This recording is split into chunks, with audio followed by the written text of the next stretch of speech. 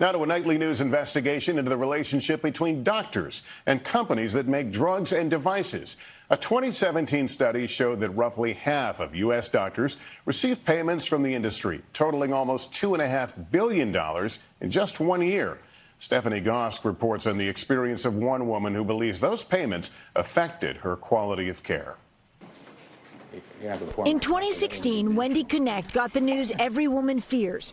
She tested positive for the breast cancer gene. I felt like if I had it, I would eliminate my risk as much as possible. That meant a double mastectomy, followed by breast reconstruction. She turned to plastic surgeon Dr. Max Leffeld. But almost immediately after the surgery, Connect grew worried. I was in excruciating pain. I kind of felt something was wrong. What she didn't know was that the critical support device that Dr. Leffeld used for the reconstruction, something called the Siri scaffold, had failed. Apparently, all the Siri had just dispersed inside my body. Wendy has now had a total of 6 procedures. The nerve damage so bad, she may never be pain-free. The Siri scaffold used in her first surgery was made by medical device manufacturer Allergan.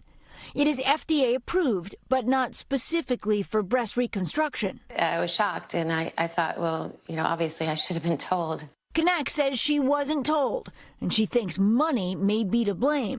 Dr. Leffeld is a paid consultant and researcher for Allergan, the makers of the Siri scaffold. He also owns stock in the company.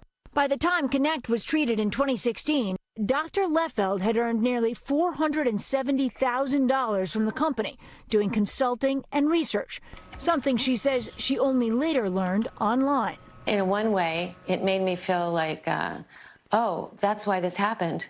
Maybe the doctor was being paid to use this. Do you think the money tainted this doctor's medical judgment? In my opinion, yes. It was FDA cleared. By law, Dr. Leffeld is not required to disclose his financial ties directly to the patient during treatment. No doctor is. Physicians only have to report the money to the federal government. The information is publicly accessible, but Consumer Watchdog say patients don't check. Patients are harmed when doctors have a pecuniary interest in the medical devices or drugs that they're prescribing and recommending to patients. Dr. Leffeld declined NBC's request for an interview, but on his website assures patients that any financial affiliations he has will have no bearing on his clinical recommendations. But research shows doctors receiving even a free meal can influence what brand name drugs they prescribe. So, Lester, the big message here is doctors have to report these payments to the government. That's then publicly accessible online, but patients need to talk to their doctors as well. Ask them why they are using a specific medical device and, of course, get that second opinion.